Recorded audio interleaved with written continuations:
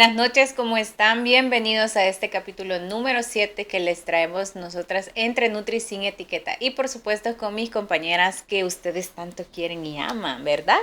Buenas noches a todos, es un placer estar nuevamente en este podcast número 7.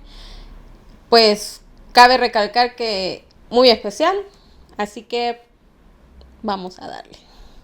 Buenas noches, como siempre un gusto poder estar con ustedes y sé que esperan con mucha emoción este podcast. Hoy es una edición muy especial, como decía Zenia, así que pues sigan viendo para saber de qué se trata. Bueno, el tema que traemos ahora es un tema bastante delicado, porque no solo vamos a hablar sobre la importancia de la salud mental, sino que también este podcast se lo dedicamos a una persona muy importante y muy especial para nosotras, con Zenia. Ha sido una persona que hemos querido muchísimo y ya no está con nosotros para compartir más momentos y crear momentos. Pero para este tema de la importancia de la salud mental, traemos una invitada muy especial que es la licenciada Jacqueline. Bienvenida, muchas gracias por estar aquí. Gracias por la invitación, estoy muy feliz de estar acá y por fin conocerles en persona. De hecho, admiradora de su trayectoria, del trabajo Muchas que gracias. Gracias. El podcast de ahora se lo queremos dedicar a una persona muy especial que ya no está con nosotros porque ella falleció exactamente hace Una semana. 9 días, una semana. Que ya no está con nosotros, era una ex paciente que también era amiga de nosotras y ella tomó una decisión muy difícil. Saben que cuando a mí me avisaron yo no lo podía creer y yo le decía, está jugando como que si fuera ella. Eso no me parece una broma bastante pasable porque siempre me escribía, Nutri Wendy, hoy hice esto, Nutri Wendy, hoy no quería comer, Nutri Wendy. Ese día, el sábado, todavía me dijo 16 semillas para mí es mucho, solo me voy a comer 6 y yo le mandé un audio. Ale, es la cantidad que le toca, cómasela, porque esa niña hacía ejercicio 2 horas en la mañana, hacía ejercicio 2 horas en la noche, y siempre estaba Nutri-Wendy, hoy comí Nutri-Wendy y tal cosa. Entonces, realmente fue como algo inesperado. De hecho, ella me escribió para despedirse. Ella siempre me decía, Nutri, yo la quiero mucho, gracias por su ayuda, gracias por estar siempre conmigo. Y ese día lo escribió normal, y yo le dije, Ale, yo siempre voy a estar para usted, lo que usted necesite, usted siéntese la confianza que yo siempre voy a estar ahí para usted, siempre vamos a correr por usted. Y ya no me contestó. Y todavía el domingo yo le mandé un TikTok de una chica que andaba haciendo una caminata porque iba a ser el tercer volcán de Guatemala, el más alto. Y yo le dije, deberíamos de ser amigas de ella para poder ir a ese volcán. Y ya no recibí respuesta hasta en la tarde de ese día de la mamá. Entonces, este podcast queremos hablar sobre la importancia de la salud mental, porque nosotros no sabemos las cargas emocionales de las otras personas, no sabemos cómo están por dentro, no sabemos las luchas internas que cada persona tiene. O sea, ustedes me pueden ver aquí sonriendo, pero ustedes no saben realmente qué pasa por mi cabeza o las luchas que yo pueda tener internamente, o yo no sé cómo ustedes se sienten. Que raramente uno como ser humano puede hablar abiertamente y decir, hey, hoy no ha sido un buen día para mí, o me siento de esta manera. Entonces este podcast queremos enfocarlo precisamente en eso. Realmente es algo muy impactante, es algo muy fuerte. Sé que es un tema muy sensible, que si bien es cierto en las redes sociales se nos dice de que estamos empezando el tema de la sensibilización, a visibilizar este tema, sabemos que hay muchos filtros aún, hay muchos tabús y es muy duro. Y ahora de hecho venía en el camino reflexionando sobre por qué la muerte de un famoso te conmueve, pero la depresión de tu amigo te parece que está intentando llamar la atención. Me recordé mucho de esa frase que una vez leí en Facebook y es cierto, porque muchas veces pensamos de que las personas están exagerando o pensamos de que solo están dramatizando, minimizamos muchas veces las emociones. Y lo que decía Linguendi es muy cierto. Muchas veces no sabemos qué hay detrás de una sonrisa, qué hay detrás de una history de Instagram, un post muchas veces vemos sonrisas, pero realmente no sabemos qué hay detrás de eso. Y honestamente me siento muy honrada que me hayan permitido hablar con ustedes sobre este tema. Realmente a mí me parece muy importante, realmente es un compromiso no solo como profesional, sino también como persona a habilitar este tipo de espacios, este tipo de conversaciones que son muy fuertes, muy duras de hablar, porque o pueden movernos fibras sensibles o son temas a los cuales no estamos acostumbrados a hablar, como decía Wendy, incluso de nuestras emociones, de nuestros sentimientos es tan difícil hablar de una forma abierta, y reflexionando en eso muchas veces es porque nos han enseñado que tenemos que ser fuertes todo el tiempo y siempre mostrar una cara alegre, porque el estar mal o el estar triste muchas veces está condenado socialmente. Y algo muy importante que acaba de mencionar, licenciada, que yo voy a dar mi opinión referente a este tema. Yo sé que en la vida de un adulto pasan tantas cosas, somos personas tan ocupadas, que a veces minimizamos cosas que no deberíamos. Y es exactamente lo que usted acaba de mencionar. Vivimos pero tan cerca de redes sociales, teléfono, seguimos tanto a personas que yo considero que a veces vemos más a través de una pantalla que lo que está sucediendo a nuestro alrededor con nuestros familiares, amigos, etc. Y a veces minimizamos unas cosas tan sencillas como por qué esta persona o por qué mi familiar está actuando de esta forma. Y como usted lo acaba de mencionar, a veces hasta llegamos a juzgar qué es porque quieren llamar la atención. Pero más bien es porque realmente necesitan ayuda. Ya no encuentran cómo solucionar lo que llevan en su cabeza. Es lo que yo pienso. Y sobre todo que quizás el mismo trajín que llevamos día con día, trabajo, familia, amigos, etcétera, etcétera, a veces es tanta carga para nosotros, con que para otros no puede ser así. Pero hay personas que yo considero que a veces son un poco más débiles que otras. Y estas personas tienden a tener estos episodios, que nosotros no lo vemos normal, pero ellos sí. Y que gritan por una ayuda. Y recalcar que esto pasa muy a menudo. Aunque nosotros no nos enteremos o no lo conozcamos, sí pasa muy a menudo. Casualmente, que pasó esto con Ale, nosotros nos dimos cuenta de otra persona que estuvo a punto de pasar lo mismo. Entonces nosotros vamos y reflexionamos, sí pasa, sí está pasando. ¿Por qué las personas están teniendo esta clase de pensamiento? O sea, no entiendo por qué. Entonces, aquí usted es la experta, la que sabe mejor. Yo sé que existen quizás indicadores de estas personas que nosotros lamentablemente no lo vemos, sino que hasta cuando ya sucede algo. Y ahora que tú mencionas esto, Senia, realmente que me gustó mucho esa idea de cómo identificar o qué indicadores o signos de alerta, se podría decirle, podemos ver en una persona que nos ayude a poder decir, ok, aquí estoy para ti, ¿verdad? Sin necesidad que esa persona se sienta como aludida o que tenga un sentimiento inadecuado. Entonces voy a amarrar un poquito esto. Imagino que hubo un detonante que dijo, por eso quiero estudiar psicología o esto me apasiona. Si nos cuenta un poquito sobre eso.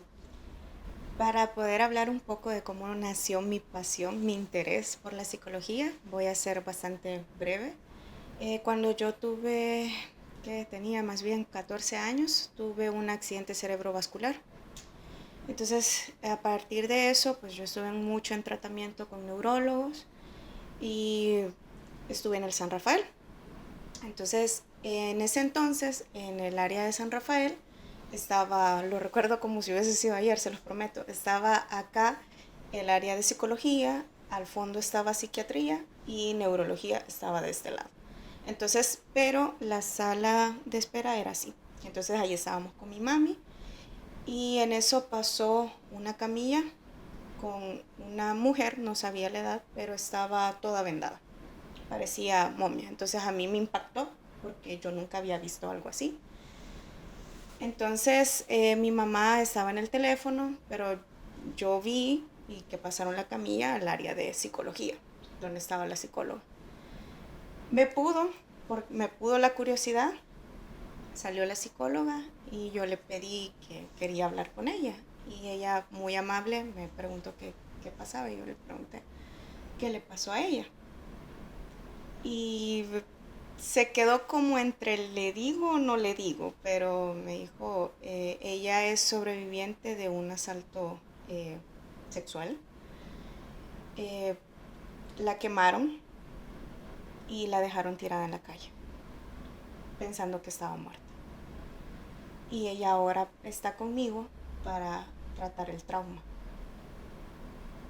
Me quedé muda porque yo nunca había escuchado absolutamente ninguna de las cosas que ella me decía, pero a mí me impactó y me resonó. Entonces, después de eso llegué a la casa y empecé a buscar qué hace un psicólogo y qué es psicología. Entonces empecé a leer, me empezó a gustar y fue como, ok, entonces un psicólogo puede ayudar a cosas así. O sea, puede ayudar a una persona que ha sufrido mucho. Entonces, ahí empezó mi idea. Entonces, luego entré a bachillerato y me hicieron el famoso examen vocacional. Y el primero era psicología. Entonces fue como, sí, voy por el camino indicado. Y en un momento fue como, me gusta mucho, hace poco vi en Instagram un reel que decía, yo nunca saqué 10 en matemáticas, pero siempre que alguien hablaba conmigo me agradecía porque lo escuché. Entonces yo siempre fui como la niña parlanchina, que le gustaba hablar con otras personas y que le gustaba estar ahí, pero yo decía, y en algún momento quiero poder apoyar, ayudar a otras personas de una forma profesional. Algo de verdad que yo diga, ayudarle a otra persona a transformar su vida, a poder cuidarle, sostenerle emocionalmente. Entonces, siempre quise abordar a alguien desde esa perspectiva, porque a veces los libros me decían, no, es que uno no puede, por ejemplo, con un consultante o un paciente, mostrar ciertas, como reírse, por ejemplo, en una sesión, cosas así, pero yo decía, entonces mi parte humana la voy a perder, porque soy un ser humano. Entonces, al principio sí era más que todo eso, el poder ayudar a personas que habían sufrido mucho. Eso fue como mi primer pensamiento, ayudar a otros que han sufrido mucho. Y qué bonito ver que le apasiona el tema de su carrera, porque sabemos que conectar con una profesión o con la persona que nos está ayudando a gestionar nuestra salud mental, nutrición, llámese lo que sea, tiene que haber ese punto de conexión en donde sentimos confianza, nos sentimos escuchados y de cierta manera nos sentimos ayudados, ¿verdad? Entonces, creo que ya me respondió muchas de las preguntas que tenía planteadas, pero en sí, ¿qué es lo que más le apasiona? Aparte de ayudar a las personas, de hablar, ¿hay algo más que le apasiona en la carrera? El trabajo con niños, el trabajo psicopedagógico, me encanta. De hecho, pues, actualmente de ahí va un poco de lo que hago, talleres, trabajo mucho con adolescentes, mucho con primera infancia. Me gusta mucho porque pienso de que muchas de las situaciones que a veces suceden en la adultez se pudieron haber prevenido. Si uno hubiese podido ver, como decimos, las alertas. Entonces, trabajar para mí con niños y con adolescentes realmente es un tema que me apasiona muchísimo, me encanta, más que todo el tema de arte terapia. Trabajo mucho el arte terapia porque es una de las formas de las cuales yo siento que los niños canalizan mucho sus emociones. También trabajo mucho el tema de autoestima, autoconcepto, enfocado en mujeres. Me gusta mucho también porque, como lo hemos dicho muchas veces, siento que el tema de la salud mental está muy estigmatizado y también muy polarizado. Y me gusta que la psicología sea accesible y sobre todo en este caso de que para prevenirnos relaciones tóxicas, relaciones abusivas, porque muchas mujeres no se dan cuenta que están en relaciones abusivas psicológicamente, porque a veces también piensan de que la violencia es que no me golpea, pues es lo que más he escuchado, pero es que él no me golpea, él no me insulta, pero hay otras cosas que son violencia y también ahí va enfocado también mi pasión. En nutrición escuchamos mitos bien descabellados, como tomar agua con limón ayuda a que queme la grasa, cosas así, Sí, ¿verdad? con Entonces, Lick, en el caso de psicología, ¿cuál es el mito que más se escucha o que pudiera como contarnos? El primero es de que si vas al psicólogo estás loco. O sotero. Una de aquí decía esa frase. Me voy a defender. Otra. Yo no creo en los psicólogos. Los psicólogos están más locos que nosotros. Bueno, adivine quién dice eso. Yo recuerdo que ya habíamos tocado ese tema, ¿verdad? Por favor. Tenemos una invitada, por favor. Volvamos a funar. Mire, Eli, le voy a aclarar mi punto. Sí, yo le soy muy sincera. Yo no creo en la psicología. ¿Por qué? La mayoría de psicólogos que yo conozco, sinceramente, están más locos que yo. Pero aquí nada está escrito en piedra. Aquí puede venir alguien, como usted que es nueva, la acabo de conocer. ¡Qué agendecita! Agendecita para ver quién es para usted o yo, dígale. Ajá, sí, Y podemos negociar a ver si es cierto. Podemos hacer un duelo de locas. Sí. A ver quién está más loca, ¿verdad? Okay. Pero ese es mi punto, realmente. Las personas, bueno, conocidos o amigos que tenemos en común, pues yo considero eso, que están más locos que yo. Pero viene por ahí, no quiere decir que sí hayan muy buenos profesionales y que sí ayudan a muchas personas. Eso sí, estoy muy consciente y agradezco a la vida por eso, porque hay gente en verdad que necesita ayuda extra, porque lamentablemente hay personas que no se pueden abrir y cuesta mucho. Por lo menos yo soy una persona que si yo te tengo que decir algo, yo te lo digo y no me importa si te va a gustar o no te va a gustar. Pero yo prefiero mejor decírtelo. Pero antes no eras así. Te Exacto. convertiste desde que empezaste a ir a terapia. Gracias. Para aclarar. Y la Rosa de Guadalupe llegó. Porque antes me das mi cariño. No se puede borrar esto. Airecito, falta airecito. No, pero es cierto, eso lo he escuchado muchísimas veces y a veces, no es por nada, ¿verdad? Pero sí me dicen, no, pero parece bastante cuerda. Yo, gracias. Sí, entonces, y yo digo, es triste porque, bueno, en lo personal, ya que hablamos acá sin filtros, yo llevé mi proceso terapéutico. Sí, yo estuve en terapia 3 años aproximadamente. Todavía yo estaba estudiando y a mí me resonó mucho lo que dijo una catedrática que yo tenía y me decía, ¿cómo es posible que ustedes tengan cosas que no han sanado y vayan de cara a situaciones que los vayan a desbordar? Y yo decía, es cierto. O sea, y yo decía, tal vez yo considere que no estoy mal, pero pueda que por ahí hayan ciertas cosas que no estén bien conmigo.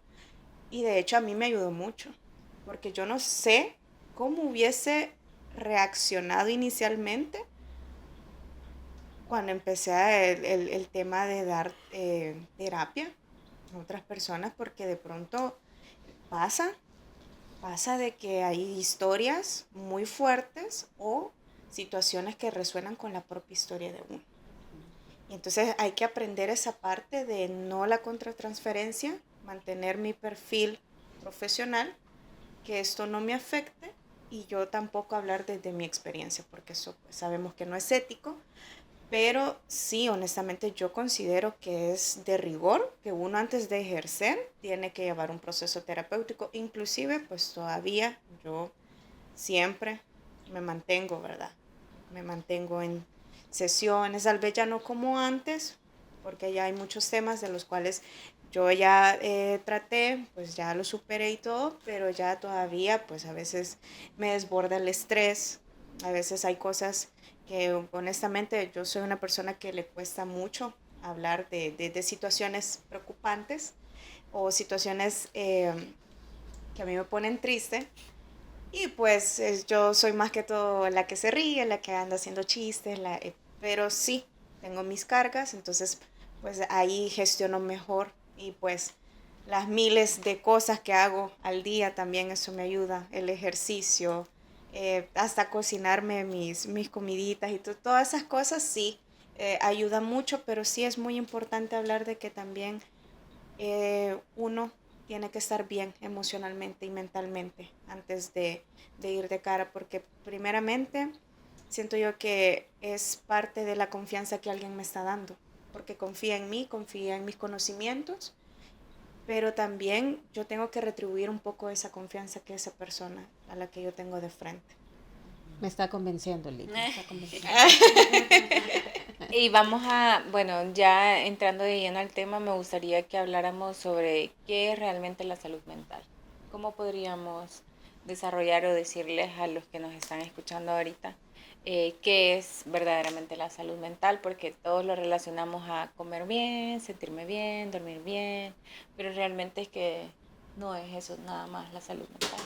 No, es la forma, lo vamos a poner en palabras bien sencillas, es la forma en la que me relaciono conmigo mismo y la forma en la que me relaciono con los demás. ¿Por qué primero conmigo mismo? La forma en la que yo gestiono mis emociones. Porque muchas veces, a veces decimos, no, es que yo lidio bien con el estrés. Pero vemos personas que tienen conductas autodestructivas. Y a veces cuando escuchamos autodestructivo, wow, nos imaginamos algo bien catastrófico. Pero puede ser, por ejemplo, una persona que se refugia en la comida. Una persona de que su vacío emocional, su estrés, su angustia, lo canaliza con la comida. O una persona que, por ejemplo, dice, no, es que yo estoy bien, pero es una persona que no puede pasar sin consumir alcohol, que tiene un problema de alcoholismo o de tabaquismo, porque dicen, no, es que yo fumo porque cuando me siento ansioso o estresado. Es lo que usualmente a veces se escucha. Entonces, o vemos también personas que tienen, pues, hábitos muy nocivos, como por ejemplo lo que hablábamos un poco, el tema de alimentación, no tienen higiene adecuada del sueño. También vemos mucho el tema de autopercepción muy negativa. Hay muchas personas de que cuando uno les pregunta, personas incluso ya mayores, ¿quién eres tú? La pregunta más difícil y no pueden tener ni tan siquiera un concepto de sí mismos. Personas que no tienen una identidad desarrollada y eso cuando alguien me dice, pero ¿cómo mi identidad puede ayudarme a sobrellevar de una mejor manera mis problemas o mis emociones? Claro que sí. Tener una autoestima y un autoconcepto sólido es muy importante en la forma en la que nosotros percibimos y transmitimos eso hacia los demás. Y esta parte aquí va acuñada a cómo nos relacionamos con los demás. Vemos muchas veces personas que cuando están estresadas, por ejemplo, personas que están en jefaturas, explotan con los colaboradores o con sus compañeros. Explotan, no saben, por ejemplo, trabajar bajo presión, que una cosa es no saber trabajar bajo presión y otra cosa es no saber manejar el estrés. Entonces vienen estas personas y son personas que gritan, que ofenden, que incluso hasta llegan a humillar. Personas que, por ejemplo, dentro de su ámbito familiar vemos relaciones inestables, vemos relaciones tóxicas, tanto como quien ejerce de cierta forma ese tipo de violencias, tanto como la persona que lo percibe. Entonces, es como si fuese una cadena cuando yo veo esto. Lo veo en el tema familiar. Personas que tienen relaciones de este tipo, se vienen y se lo transmiten a sus hijos y sus hijos lo transmiten allá en el colegio, allá en la escuela. Y ahí va la cadena donde vemos de que se rompe, no hay una salud mental. Porque la salud mental no solo es, voy al gym, como bien y ya. Y yo salgo los fines de semana, ¿no? Es mucho más allá. Es algo que si lo vemos es una cadena que todos, realmente todos, tenemos una responsabilidad con nosotros mismos, con nuestro bienestar y también con los que nos rodean. ¿Y ustedes creen que actualmente en la sociedad no se le da la importancia que se debería a la salud mental? Siéndole muy sincera, yo estuve en terapia, pasé un proceso de duelo, depresión, ansiedad, y me costó como 3 años, hasta que mi psiquiatra me soltó y me quedé con mi psicólogo. Mi psicóloga me dio el alta porque me dijo que tenía que caminar solita. Pero el tema es que yo siempre recuerdo que en cada terapia me decía, hay que aprender a soltar cosas que no podemos controlar. Entonces, parte de mi salud mental es que yo tengo que delegar. Porque si yo no delego me pasa eso mismo, que yo guardo y luego exploto. Pero cuando yo aprendí a delegar, a canalizar las emociones, me dio un poco de paz. Y entonces yo me sentía rara. Y mi psicóloga me decía, esa es salud mental. Que tú estés tranquila, que tú estés bien, etc. Pero yo veo a mi alrededor y yo tenía esto de querer salvar a mis personas que tengo cerca. Entonces, al ver mal, yo es como, anda al psicólogo. A todos. Aquí no me van a dejar mentir. Ya. A vos te dije, anda al psicólogo. A la señora le dije, anda al psicólogo. Pero no es como para decirles, estás loca, sino que es que porque es una prioridad la salud mental. Entonces, yo a mis círculos cercanos siempre les digo, anda a terapia. Entonces, yo considero que es un buen consejo. Pero aquí la experta es usted, ¿verdad? No soy yo. No, y realmente está muy infravalorada la salud mental por tantos estigmas y lo vamos a hablar porque hablando claro, también las mujeres a veces caemos en el tema del machismo inconscientemente. ¿Y por qué menciono el machismo en este momento? Porque sabemos que vivimos en una sociedad muy machista, donde vas al psicólogo y no puedes solo, no tenés carácter, sos bien débil, ¿va? O sea, yo lo he escuchado y yo, así como, porque no es así. Y está bien no poder con todo, porque no somos máquinas. O sea, no somos máquinas, no somos acero, no somos, hasta la piedra se puede quebrar, se puede romper, cuando más nosotros. Entonces, menciono esto porque creo que ha sido algo muy cultural que se nos ha metido inconscientemente, tanto como lo hablábamos hace un rato, de no poder mostrar nuestras emociones, porque hablando incluso de mi perspectiva, yo antes no podía llorar frente a otras personas. Y hubo un momento decisivo donde yo pasé una pérdida y yo no lloré. Yo no la pude llorar porque estaba como con eso de, yo no puedo ser débil. Pero era como de, ya ahora mi yo sana, era lo normal. Había perdido a alguien que yo quería. Era normal llorar. Pero yo era como, no, y tengo que estar fuerte para todos los demás. No, es que llorar es de débiles. Yo eso era lo que yo solita me decía en la cabeza, a pesar de que yo siempre iba y le decía a alguien más que llorar no lo hacía débil, pero conmigo era muy dura. Entonces eso fue un tema que hablé mucho en terapia. Entonces yo ahora yo lo veo y yo digo, qué triste, porque lo voy a poner un poquito comparativa.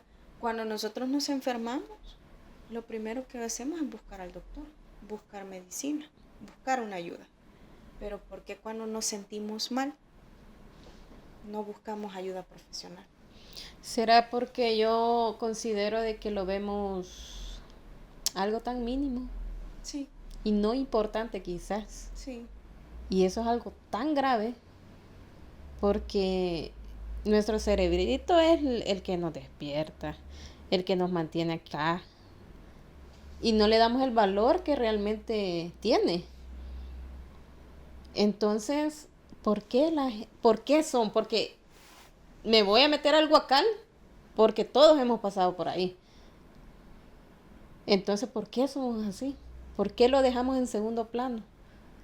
Porque generalmente siempre nos ocurre esto. Hay como una pirámide en cuestiones médicas, que nosotros vamos como poniendo en este peldaño pongo al médico, en este peldaño pongo al psicólogo, en este peldaño pongo a la nutri, en este peldaño, etcétera, etcétera. Pero como que va como en prioridades. Y cuando realmente la prioridad es todo. Porque todo nos ayuda a estar bien en esta vida. Entonces, ¿pero por qué tenemos la costumbre de venir y catalogar un profesional cuando sabemos que todo es un conjunto? Así es. Es un todo. Si lo vemos algo holístico en el aspecto de si mi mente no está bien, mi cuerpo no va a estar bien. Porque, por ejemplo, sabemos de que un mal manejo del estrés, burnout, el estrés, no me dejarán mentir, puede uno hasta desarrollar colitis, migrañas. Entonces, es como, ¿por qué? Lo que se dice, o sea, ¿por qué nosotros no dimensionamos que si nosotros no estamos bien de acá, tampoco esto va a funcionar bien? Y viceversa, porque sabemos que también la salud física impacta en la salud emocional y mental, pero sí, para nosotros eso es como ir al psicólogo, ¿ya? No. O a veces también es como eso de, no, yo me siento bien, yo no tengo problemas. O es como el típico de, no sé si lo han escuchado, de, a mí me pegaban de chiquito y yo estoy bien. Ajá, yo salí bien y yo, bien mal. Y así como así, bien mal. Sí, porque es que realmente es eso de que nosotros no podemos ser tan intransigentes. No podemos ser tan intransigentes y de cierta forma tan ególatras de pensar que podemos solos con todo. Es válido y no nos hace ni menos personas, ni menos valiosos, ni menos fuertes. Al contrario, para mí cuando alguien está en un proceso terapéutico es como, híjole, porque yo sé que es verse de cara a sus propias heridas y afrontar cosas que duelen mucho, porque a veces Instagram nos dice, ir a terapia es bien bonito y sanar es lindo, pero no. Yo siempre lo he dicho, es un proceso, ella sí lo he dicho muchas veces, es un proceso bestial, muy duro, muy fuerte. Y creo que es muy bueno el consejo que da usted, porque es cierto, a veces hay cosas de que uno sabe que hay personas de que necesitan apoyo y necesitan ayuda. Y claro, uno entre amistad, colegas, claro, uno puede apoyar de cierta forma, ser parte de la red de apoyo de alguien, pero no es lo mismo que una ayuda profesional. Sí, yo también considero, Lick, que muchas veces no buscamos la ayuda profesional, sobre todo en el tema de psicología, porque estamos acostumbrados a que ya nos pusieron una etiqueta y así soy. Le voy a dar un ejemplo muy personal. A mí siempre la gente me dice es que tú sos muy débil, tú no sabes tener carácter, no sabes poner límites. Entonces eso, de cierta manera, mi mente lo normaliza. Y cuando alguien me lo dice, yo digo, ok, sí, es cierto, me cuesta poner un límite, me cuesta decir que no, o de repente sí puede que sea débil ante ciertas situaciones, pero luego ya con la consulta psicológica anterior veía que en muchas ocasiones desde la infancia vine yo buscando como ese tema de aceptación. Entonces yo soy bien clavada, que si de repente algo pasa, yo estoy, decime qué te pasa, decime tal cosa. Entonces siento que el mundo de que ya nos pone una etiqueta, eso hace que digamos, ay, bueno, ya soy así. Entonces no necesito cambiar nada porque ya aprendí a sobrevivir en este mundo con esto, ¿verdad? Y digo este tema de las etiquetas porque también en muchas ocasiones cuando tenemos pacientitos que llegan a la consulta nutricional, muchos de ellos ya es como, ay, es que a mí a todo, me dicen que yo soy gordita y ya pues, entonces ya va una etiqueta. O simplemente, aquí ya saben en mi casa que va como demasiado, entonces ya va otra etiqueta. Nos van llenando estas etiquetas emocionales que de cierta manera normalizamos. Sí, por ahí va la cosa de que es eso, ¿no? De que de pequeños nos han enseñado a que solo nos reducimos a unas etiquetas. Y muchas veces he escuchado igual mucho esta comparativa, lo voy a tomar la experiencia que usted nos contaba, que dicen, yo no sé por qué soy así. Pero era como ya viendo la historia infantil, era como es que sos débil, es que sos débil. Y es lo que más repiten, es que sos débil.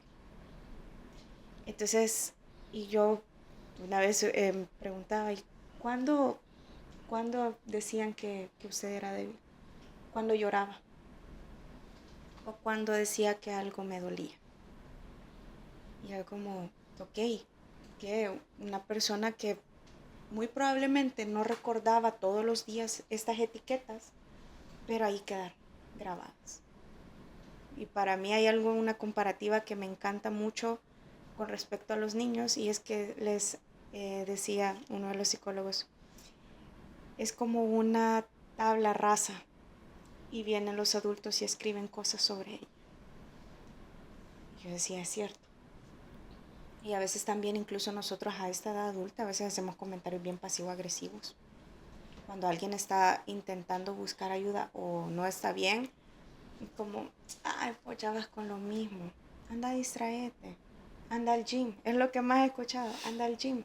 Claro, yo no digo que no, sé que hacer ejercicio es muy importante y a la vez nos ayuda mucho al nivel emocional, no solo físico, sí, pero el gym, por ejemplo, no sustituye una terapia. Jamás. Entonces, estas etiquetas son muy importantes, empezar a darnos cuenta si nosotros las tenemos, porque ahí va la primera barrera, porque muchas veces esas etiquetas no le permitan a uno buscar ayuda profesional, porque a veces también uno se siente con el miedo de ir y que lo vaya a juzgar, incluso hasta el psicólogo. Y porque uno dice, es que y sentarme ahí y contarle toda mi vida a un desconocido, ¿y qué va a pensar de mí? Entonces uno va con ese temor al prejuicio, porque toda la vida lo hemos tenido, todos hemos pasado por eso, todos hemos sido juzgados y todos hemos tenido una etiqueta. Uy, si yo les contara las mías. No si yo les contara las mías. Licenciada, yo tengo tengo dos preguntas para usted con referente al tema.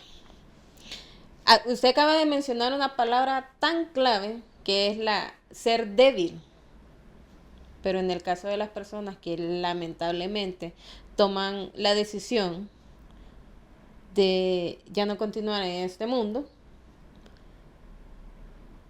para mí, esas personas no son débiles. Porque si usted me pregunta en este momento a mí, yo jamás haría algo así. A mí me da miedo. A mí me da miedo morirme, en serio. Y para mí esas personas, y muchos dicen y tienen el concepto que si una persona hace eso, es débil. Y yo no lo creo así. Para mí tenés que tener, demasiada, qué sé yo, para hacer algo y atentar contra tu vida. Pero es tan complicada la situación que a veces no... ¿Cómo entender que estas personas toman esa decisión en un minuto? Porque yo he tenido dos experiencias con amigas que ha ocurrido esto, y yo le puedo jurar que ellas hicieron su día normal, se levantaron, desayunaron, hicieron su rutina tal como lo hacen siempre. Y de repente, ¡pum!, ya no están acá. ¿Qué corre en esa cabecita como para venir y tomar esa decisión? Y que tal vez nosotros como amigos, familiares, conocidos, ¿qué es lo que no vemos? ¿Qué alerta, qué sé yo, que esa persona me pueda hacer entender que va a suceder eso? Porque, por ejemplo, con Wendy, vino ella y prácticamente se despidió.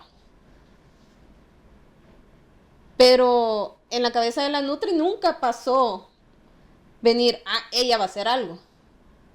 ¿Cómo podemos detectar eso? Nosotros como familiares, amigos, y realmente hacerle entender a la gente que nos interesemos, que seamos empáticos con las personas, que no es un juego, que si esta persona está haciendo esto o lo otro, es porque realmente necesita ayuda.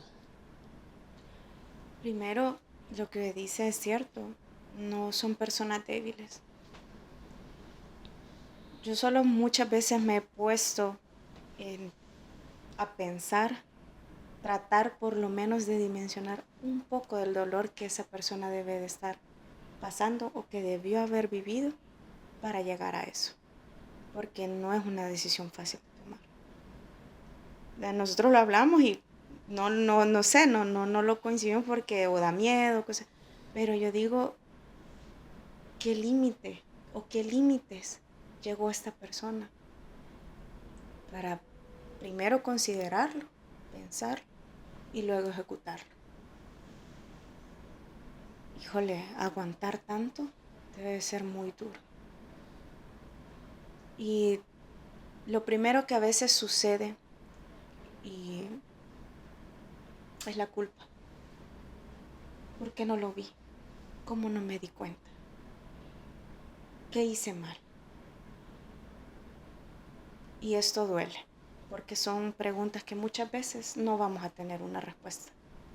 O una respuesta sencilla o simplemente no la tenemos.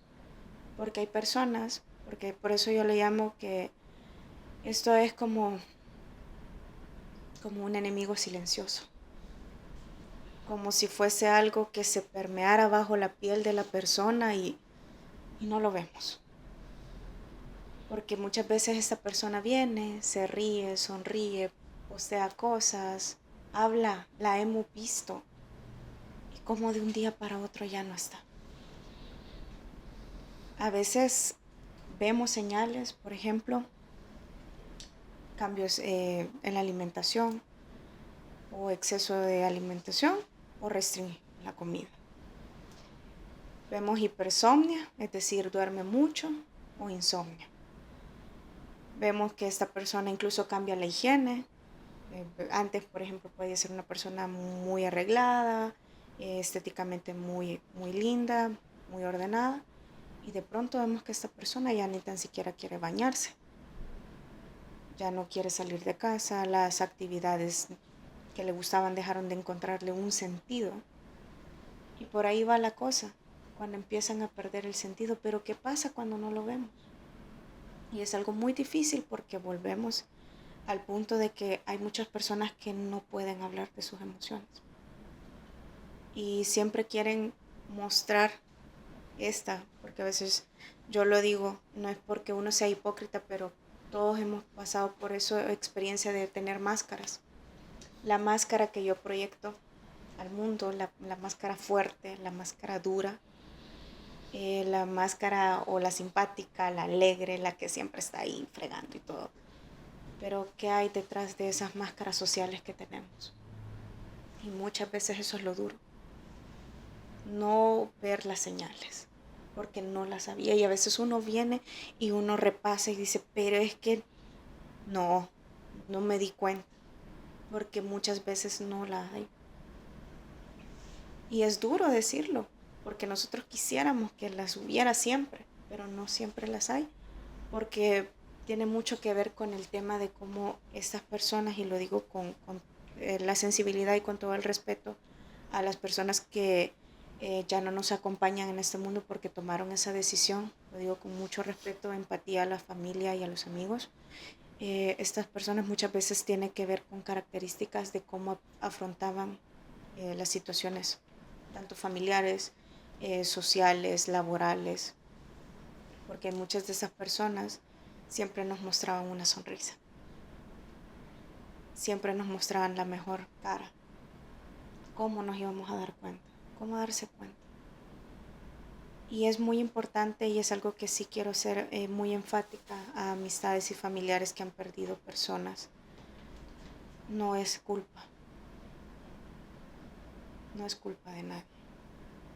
Incluso También yo sé que es muy difícil reconciliarse con esa persona, porque es como, ¿por qué no me dijiste? ¿Por qué no me pediste ayuda? Yo ahí estaba. Podías hablar conmigo.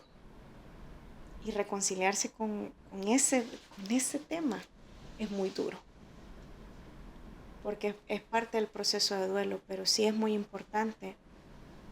Y quiero decirle a las personas que nos ven, no están solos. Y no los hace ni más fuertes ni menos débiles quedarse callados. Háblenlo,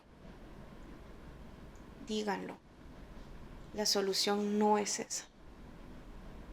La solución no es esa. Y yo sé que esas situaciones pueden doler. Uno siente que la vida se le va, uno siente que se está rompiendo en 1000 pedazos. Y uno piensa que no hay salida. Pero sí la hay. La hay. Siempre hay una esperanza. Siempre que nosotros podamos abrir nuestros ojos en la mañana, hay esperanza. Y no es el final. Mientras respiremos, no es el final. Y eso es muy importante recordarlo.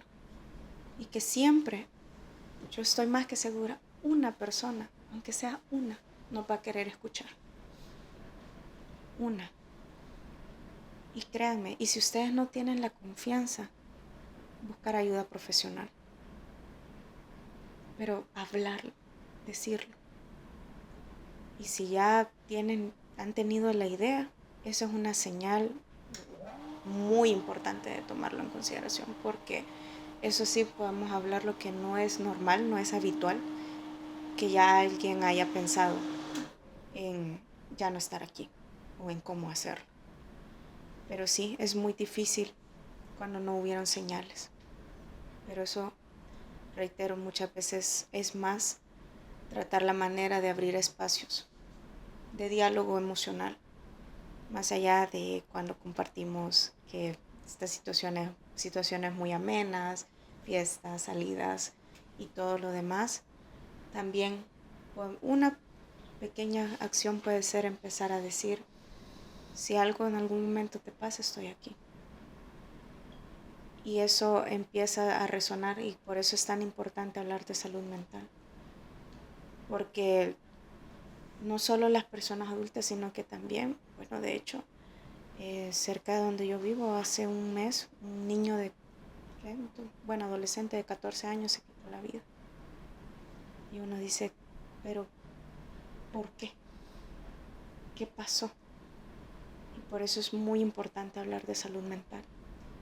Y hablarlo como es, sin filtros, sin romantizaciones, sin estigmas, para que nuestro círculo, cuando nosotros empecemos a hacer concientización, nuestro círculo va a empezar a normalizarlo. ¿Cómo podemos acompañar a alguien en este momento tan difícil? Sobre todo el pensar de que esa persona ya no está, padres, esposos, esposas, hijos, sufren eso, parejas, no sé, ¿cómo se puede acompañar a alguien? Es muy importante el tema de dar el espacio para el duelo, para el dolor, porque sabemos perfectamente que no todos lidiamos con el dolor de la misma forma. Y a veces uno piensa que el tema del duelo es un proceso, incluso a uno en la carrera se lo enseñan de que va al proceso de la negación, pero no siempre funciona así. Entonces es muy importante primeramente mostrar empatía y respeto. Mucho respeto, mucho tacto, referente a no hacer, por ejemplo, preguntas muy invasivas o constantes, como de ¿y cómo te sientes? O sea, constantemente. Uno puede acompañar desde el hecho de estoy aquí, puedo acompañarte. Primero pedir o solicitar permiso si la persona quiere que le acompañemos o quiere hablar del tema. Ahí va un poco el parte de la empatía, porque a veces uno comete sin querer el error de poder ser un poco invasivos en estas situaciones. Entonces, sí, primeramente, la parte de la empatía, preguntando si esta persona necesita algo o cómo podemos apoyar. Porque nosotros podemos tener una idea de cómo, pero ¿quién mejor que esa persona para poder decirle? Entonces, esa pregunta es bien clave. ¿Cómo puedo ayudarte? ¿Qué necesitas de mí? ¿Necesitas que te escuche o que te diga algo? Esa pregunta es muy bonita, porque a veces las personas solo quieren ser escuchadas. O a veces, por ejemplo, también respetar los silencios y los espacios también es muy importante, porque, vuelvo y repito, no todos lo procesan igual.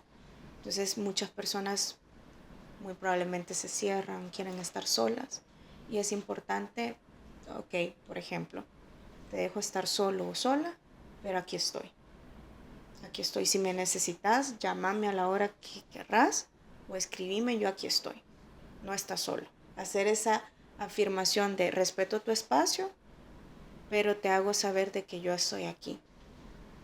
Pasando un poco el tiempo, preguntar si esta persona quiere tener alguna interacción social, como por ejemplo salir a comer, ir a tomar algo, poco a poco. Incluso dependiendo de la confianza que haya, si vemos que, por ejemplo, absolutamente nadie tiene cabeza para eso, sí, incluso ofrecerse a ayudar a ordenar la casa, ordenar a la casa, ayudar a hacer limpieza, este tipo de cosas, son muy buenas porque sabemos que en un proceso de duelo es lo último que se piensa.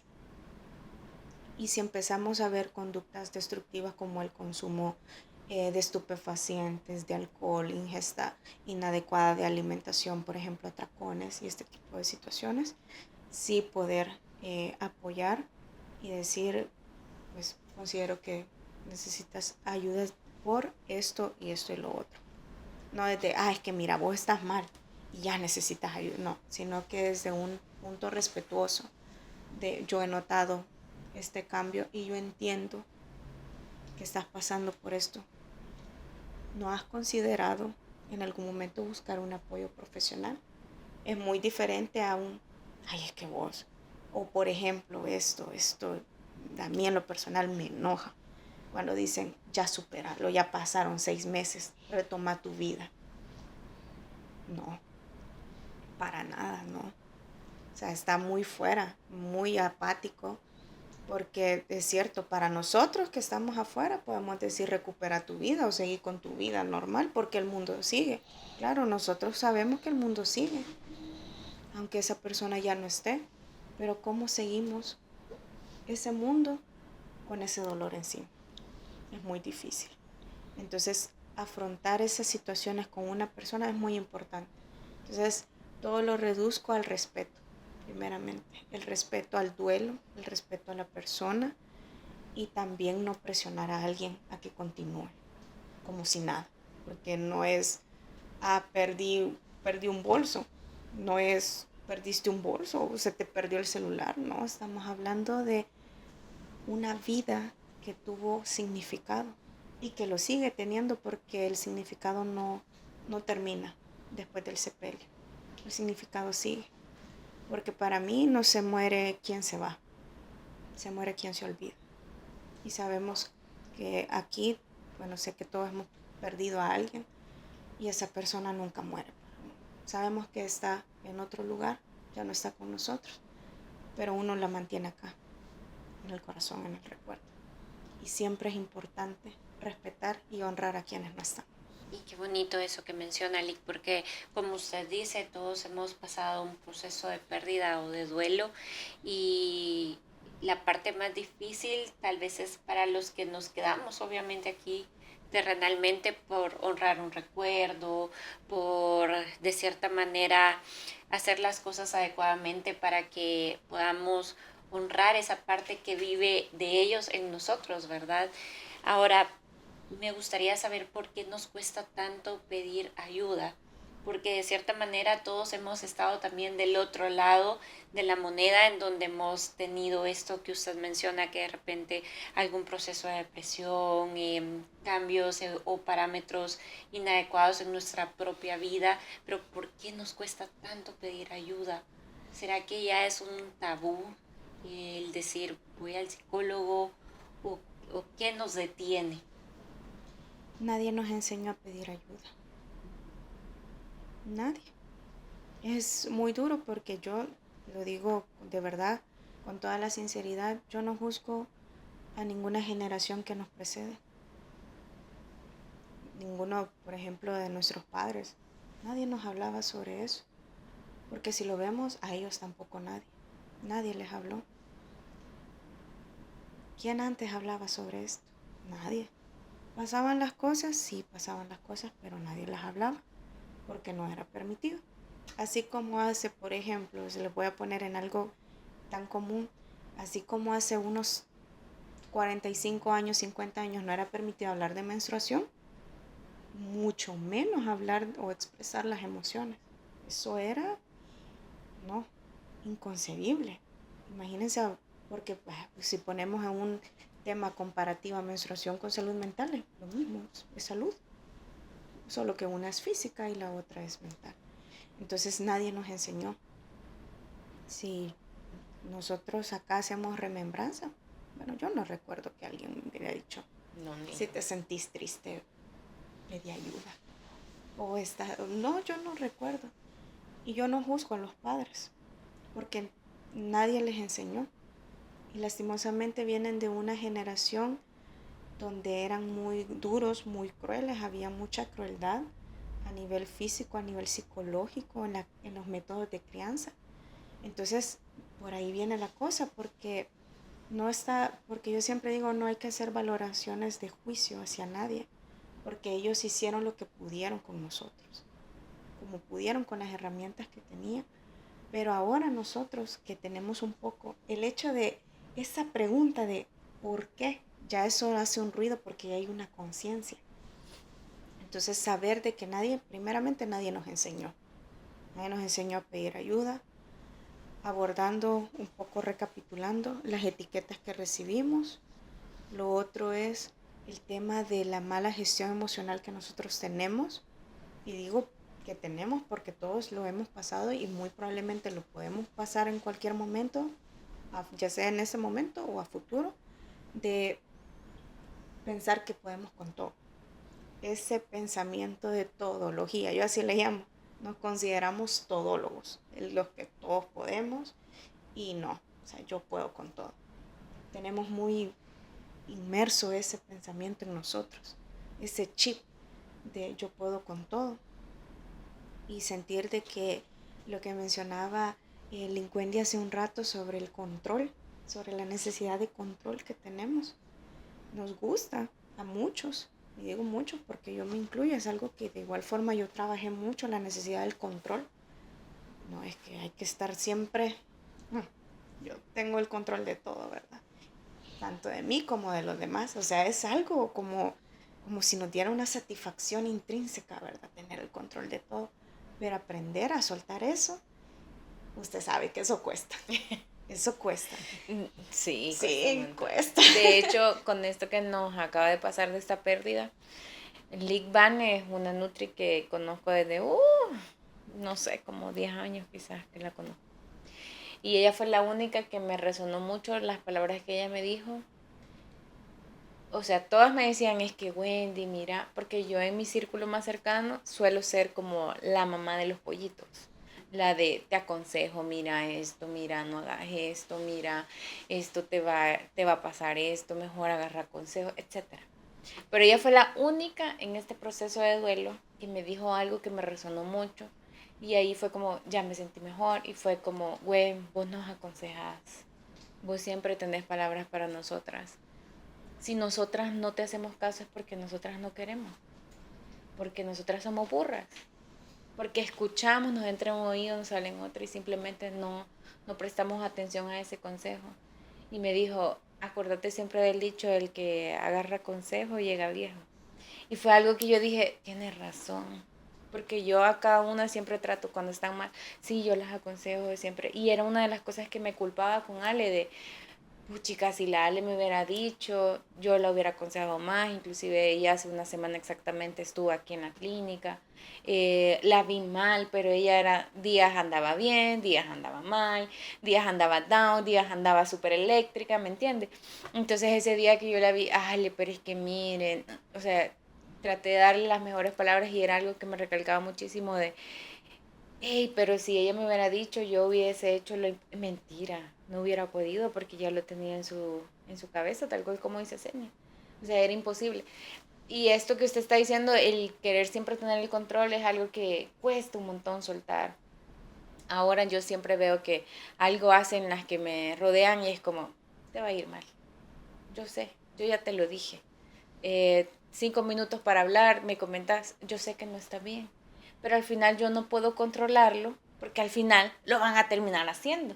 Entonces es como, vaya, te voy a escuchar, te voy a dar el consejo, si lo tomas está bien, pero al final eso es muy importante como tener a alguien para decir, vaya, sí, ella es centrada, ella me puede dar un consejo, ya es decisión de cada persona si lo toma o no lo toma.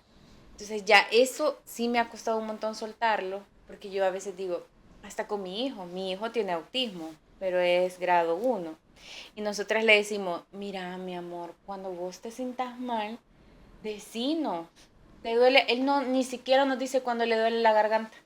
Mira, pero es que si te duele la garganta, ¿y por qué no, y se queda acá, ¿y por qué no me decís si yo no te voy a regañar, no te voy a juzgar? Y porque me resuena mucho eso de, sos débil porque cuando nosotros estábamos pequeños, y ya vas a llorar. Ay, y por una gripe te vas a quedar acostado. Entonces a mí mi amor, pero si vos te sentís mal, decinos, si te duele algo, decinos, mira, si no te gusta algo, decinos. Entonces él apenas puede, sí, es que no me gusta tal cosa. O al azul el que le dice, es que no me gusta que le pongas cebolla al arroz. Pero así como a cucharadas, ¿me entiendes? Entonces, y yo a veces digo, ¿y esto qué es un adolescente? Ya no se me imagina un adulto en donde se nos ha arraigado muchísimo el, tenés que ser fuerte, tenés que ser fuerte, tenés que ser fuerte. Entonces, yo entiendo esa parte, pero al final es como, la verdad es que nosotros tenemos que aprender ahorita con todas las herramientas digitales que tenemos en pleno siglo XXI, que nosotros tenemos el pie para decirle a alguien, hey, todo va a estar bien. O yo subí un TikTok un día de estos que lo grabé en febrero, para que sepa, de la frase de a veces no necesitamos regalarle algo físico a alguien, sino de decirle todo va a estar bien, buenos días, buenas tardes, buenas noches, cómo te ha ido, con solo escuchar o qué sé yo, lo que cualquier persona necesita, esa persona ustedes no saben cómo se va a sentir. Entonces el control de la situación a veces es como bien frustrante, pero al mismo tiempo es parte de la salud mental de nosotras mismas. Sí. Entonces, a esto me resuena el qué cambiaríamos de todos los mitos que tenemos en nuestra sociedad sobre la salud mental. Porque yo, sinceramente, una de las cosas que yo propongo y siempre les digo a mis pacientes, háblelo. No importa, o sea, lo que dice Senia es cierto, nosotros tenemos algo que tenemos personas cercanas y lo ven mal, por ejemplo, a mí no me gusta algo de ella, yo se lo digo en el momento y todo, y se quedan, porque yo sé que quizás están acostumbrados a que si no me gusta algo, yo no se lo voy a decir, yo me lo guardo. En cambio, nosotras es como, hey, te pasaste, mira, entonces la gente lo sataniza tanto y yo les puedo decir que lo mejor que uno puede hacer es hablar y decir cuando algo no le gusta, cuando algo no te parece, cuando te sentís mal, porque yo siento que ese es el verdadero éxito en la vida. Entonces, pero ahorita estamos en una sociedad en donde decir algo está mal. Si tú prendes TikTok y ves y te grabas y decís lo que pensás, te van a funar. ¿Sí o no? Te funan. Entonces, al final es que me gustaría que me dijera qué cambiaría usted del concepto de la salud mental que actualmente tenemos en esta sociedad. No es persona loca. No es nada personal, sino que yo ya lo traía en la mente, porque yo sabía que me iban a preguntar esto, entonces no es nada personal, Senia, lo prometo. Sí, no, las personas que buscan ayuda no son locas. La salud mental no es para gente loca. Yo creo que cuando alguien me resuena, no sé, quizás como la psicología arcaica, cuando las personas la hacían con hidroterapia y electrochoques, y yo a veces pienso, yo digo, esas personas, muchas de ellas no estaban locas. O sea, antes a todos se le llamaba loco. Y digo esto, lo de la locura, porque incluso, por ejemplo, allá por los años, ¿qué? 40, 50, si una mujer lloraba, le ponían una mascarilla que estaba simulando una sonrisa. O la mandaban, por ejemplo, a terapia, donde muchos doctores abusaban, y digo abusaban porque les provocaban orgasmos contra su voluntad para que estuvieran bien, porque las consideraban locas por llorar, o si algo decía que no les gustaba, estás loca, anda ya, allá al manicomio, porque antes era un manicomio, ¿no? Entonces, igual antes las personas que mostraban cambios en conductas y cosas así, o estaban endemoniados o estaban locos, no había un punto medio. Entonces yo digo, eso duele, a mí me duele como ser humano, porque antes, es cierto, ustedes me podrán decir, pero es que eso ya no se practica, pero hay otra forma de invalidar y hay otra forma de hacer sentir a las personas que están locas. Y por ejemplo, incluso en las relaciones, mi ex loca, por ejemplo. Es que mi ex era loca, era tóxica. No, era una mujer que muchas veces solo estaba expresando límites claros y precisos y haciéndole ver al otro que no estaba bien, que le estaba faltando el respeto. Y muchas veces esa es la ex loca. La mandan hasta terapia. Y muchas veces por eso, por ese tema de la locura, nosotros no logramos dimensionar que a veces no es locura. Bueno, nunca es locura la mayor parte, no lo es. Porque a veces uno dice, hasta empieza a dudar de su propia realidad y decir, quizás yo estoy mal, yo estoy loca. Porque muchas veces, bueno, a mí de hecho muchas veces me han llamado loca. He tenido mucho esa etiqueta de loca. ¿Como ex o como...? No. Bueno, si algún ex me está viendo, puede dejar un comentario que no soy loca, ¿verdad? Que me pague la terapia. No, ni me la pagaron. No, sí, yo me acuerdo que una vez en bachillerato estaba yo y me agarró de llorar, pero yo me sentía mal. No me acuerdo ni por qué. Y me dijo una maestra, ay no, es que usted se le nota, leguas, que usted está loca. Mire, Lick, me acaba de traer, perdón que le interrumpa, pero me acaba de transportar allá cuando yo tenía 13 años. Yo tuve una crisis, pues, realmente ahora yo lo interpreto que fue una crisis quizás emocional. Pues, yo sentía que me moría. Y me llevaron al hospital. Y me quedó tan grabado eso en la mente que yo se lo digo. Si esa doctora me está viendo y se transporta como yo me transporté en este momento y cae el 20 que ella fue, no lo puedo decir porque estoy en YouTube. Pero me reservo mis palabras.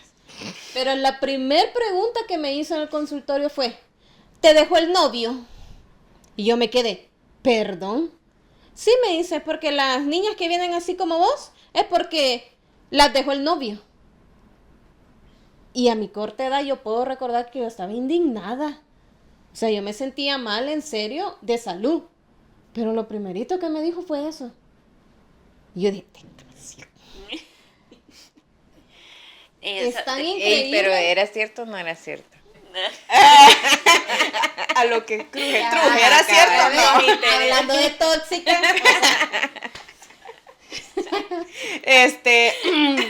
Pausa, corte comercial.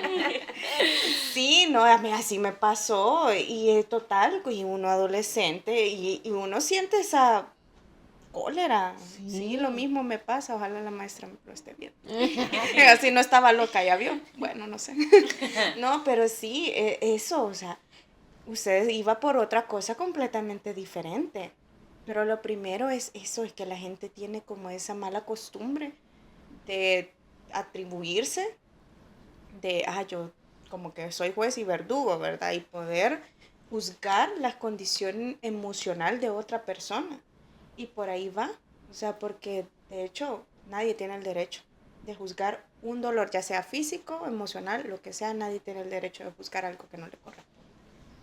Me escuché bien enojada, ¿verdad? Sí. Cuando lo dije un poco regañona. Enojaron a la Lick. Ya me enojaron, ya me alteraron. Pero sí, y eso, sí, eso sería totalmente, que la salud mental no es porque la gente está loca. Ese sería mi mayor sueño, derribar ese tabú. Y quizás a veces tenemos el concepto de tildar, que el que piensa diferente está loco, porque no piensa igual que los demás.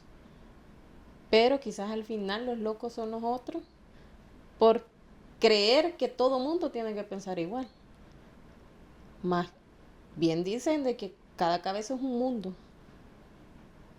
Entonces es bien complicado entender a la gente, porque existen tantos factores que pueden llegar a influir en una persona que uno a veces no tiene ni una idea. También yo me traslado al momento que conocí a la Nutri. Yo llegué a un momento en la vida de ella que realmente ella, pues, le pasaban una y mil cosas. Y estaba en una depresión, las personas que nos conocen, y que hemos contado en reiteradas ocasiones por todo lo que pasó la Nutri, pues era más que lógico que ella estuviera así. Pero cuando yo la conocí, pues ella atravesaba una depresión muy fuerte. Y quizás fui una de las personas muy, quizás lo que usted mencionó, Lick, muy, quizás insistente, pero quizás fue mi forma de, de hacer algo por la situación que pasábamos y todo. Pero yo insistía tanto, ella, había ocasiones que me decía, no, yo no quiero salir. Yo venía, le llamaba y le decía, mira, fíjate que tengo partido a tal hora, vamos. No, no quiero ir. Y me inventaba una y mil excusas. Y yo siempre venía y le decía, no, mira, tal cosa. O mira, aquí estoy afuera, abrime. Y quizás creo que a veces eso es lo que nos falta. Ser un buen amigo, un buen familiar, un buen algo. Porque esas personas realmente sí necesitan de nosotros. Yo fui tan insistente que, bueno, la Nutri estaba hasta con medicamento y yo le decía, no, es que vos ya no te vas a tomar eso, ya no lo necesitas. ¿Para qué? No, es que mira, es que si yo no me tomo eso no me puedo dormir. Pues nos desvelamos. Y ya. Llegábamos a las 4 o 5 de la mañana despierta. Hasta que yo la acostumbré a que ya no necesitaba esa pastilla. Entonces yo creo que a veces eso necesitamos, una persona que realmente se interese por nosotros y por lo que nosotros estamos pasando, que nosotros veamos que tal vez, no hombre, y vos por eso estás así. No, ponete en los zapatos de la otra persona y hace algo, realmente algo que valga la pena. Ese es mi consejo para ustedes y para cualquiera que tal vez vea que un amigo, un familiar está pasando alguna situación. Interesémonos por las personas. Si realmente esta persona nos interesa, ayudemos en lo que sea. Yo bien recuerdo que también me decía, no, mira, yo quiero estar sola, no te puedes ir. Sí, me voy a salir del cuarto y me voy para la sala. Y al rato regresaba. Pero yo siempre estaba ahí, siempre estuve ahí.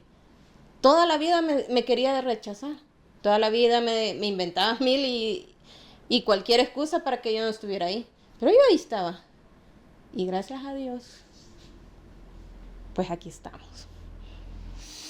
Vivitas y coleando. Qué lindo. Ay, gran sonrisa ahorita, sí, ay, ya no la puedo, no, de verdad, me hicieron el corazón chiquito, yo me voy a llorar, no.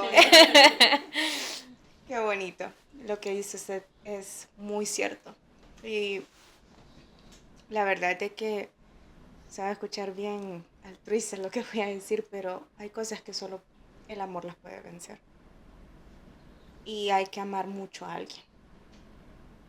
Muchísimo. Y realmente, claro, cuando uno tiene el espíritu del amor, el mismo espíritu le pone a uno la empatía y le da la misma sabiduría para saber estar ahí para esa persona. Y sí, se escucha así como, pero sí, para mí el amor es una de las claves esenciales para vivir. No solo el amor a nosotros mismos, sino primeramente también aprender a amar a los demás. Y por ahí va la cosa. Sí, qué bonito. Realmente este episodio nace con la idea de que quienes nos estén viendo pues entiendan que salud no solamente es nutrición, alimentarse adecuadamente, sino que también es tener una buena salud mental, ¿verdad? Entonces esperamos que hayan disfrutado un poco de toda esta conversación y me gustaría finalizar tal vez con algún consejo que usted pueda darle a esas personas que están atravesando un momento difícil y que aún no se atreven a pedir ayuda. Identifiquen su red de apoyo. Cuando hablamos de red de apoyo, podemos hablar papá, mamá, hermanos, primos, familia extendida, un amigo o una amiga. Rodéense de personas, como lo dice la doctora Marianne Stapes, no sé si lo han escuchado, la persona vitamina. Rodéense de personas de verdad que puedan ayudarles, que les contribuyan cosas positivas, primeramente. Y si ustedes no tienen la confianza de hacerlo, busquen ayuda profesional. Primeramente, les llamo a empoderarse emocionalmente, quitarse ese estigma, ese miedo, esos prejuicios, porque una decisión puede salvar su vida. Una sola puede cambiarlo todo. Y aunque ustedes piensen que es el final, no lo es. Siempre se puede volver a empezar. Y aunque ustedes sientan que ahorita el dolor, el estrés, la preocupación, lo que sea que estén viviendo, no pueden más, está bien tirar esa maleta, es válido llorar, es válido quedarse en el suelo, respirar y esperar a recuperarse, pero también agarrar la fuerza para pararse y seguir adelante a su ritmo, a su espacio, pero sí, nunca se queden callados, jamás, nunca, porque hay mucho por vivir, y encuentren esa ancla, una sola cosa que los mantenga aquí, no les pido mucho, pero una ancla que los haga decir, esta vida vale la pena seguirla. Entonces, muchas gracias, Lick, por acompañarnos en este podcast. Va una segunda parte para poder acompañarnos en el otro. Así que con esto finalizamos. Bye.